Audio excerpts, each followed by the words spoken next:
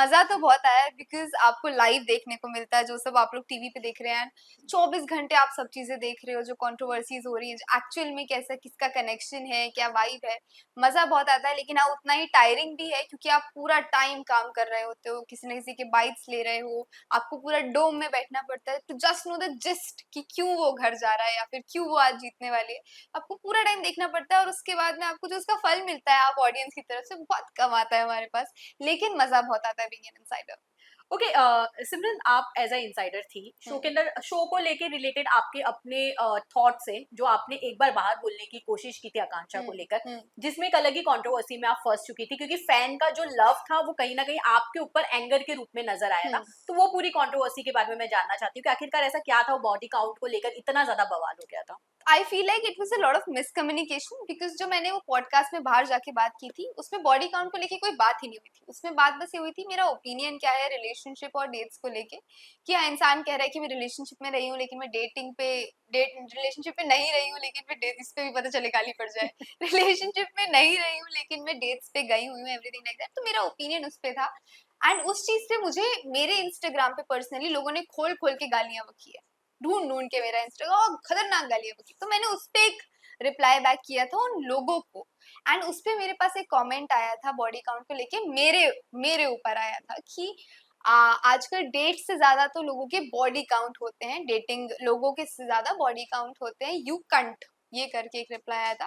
तो मैंने उस वीडियो में वो कमेंट ऊपर लगा के उस लड़की को रिप्लाई किया था जिसने मुझे कमेंट किया है कि आपके बॉडी काउंट्स जो आप फ्लेक्स कर रहे हैं कि डेट से ज्यादा बॉडी काउंट होते हैं, ये लिंक्डइन की प्रोफाइल में तो लगने नहीं है कि आपको फ्यूचर में काम आएंगे।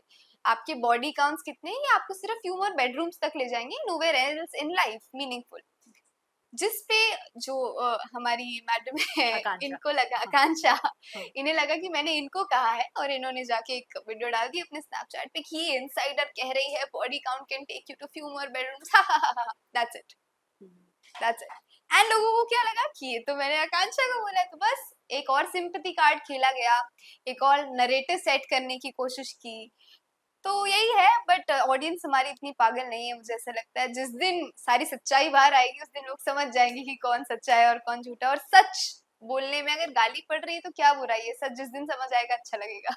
ओके, जैसे आपने बोला कि सच्चाई सबके सामने आ जाएगी, फिनाले आ चुका है हम्म। और फिनाले में ऐसी बहुत सारी चीजें हुई हैं जो ऑलरेडी हमने ऑलरेडी बात किया है। 6 घंटे 7 घंटे सिर्फ एक फाइट चली है तीन लोगों के बीच में, बहुत सारे खुलासे हुए हैं, बहुत सारी चीजें हुई हैं, उसके हम्म। बारे में मैं डिटेल में जानना चाहती हूँ कि आखिरकार वहां पे क्या हुआ था कि एक झगड़ा 6 घंटे तक चल सकता है। यार 6 घंटे तो नहीं चला था सच हाँ। बताऊं बिकॉज हमारे पास बहुत कम टाइम था सेट हाँ। पे।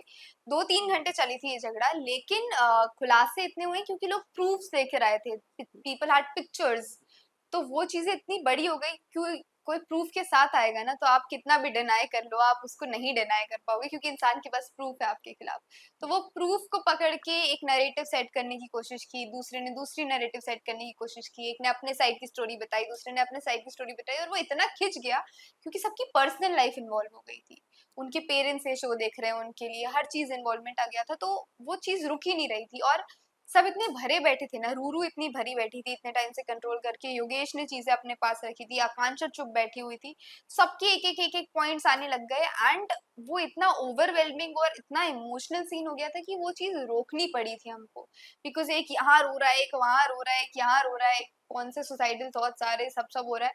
तो इसलिए वो चीज इतनी लंबी खिंची and it was actually shocking for all of us, even our host also, Karan sir, Nia, Urfi, Sunny, सब लोग थोड़े से ऐसे हो गए थे कि शिट यार, सनी मैम तो पहले एक को चुप करा रही है, फिर दूसरी को, फिर तीसरी को, फिर उसके पास वापस जा रही है, वो रोने लग गए, इसको चुप कराने गए। तो it was actually too much.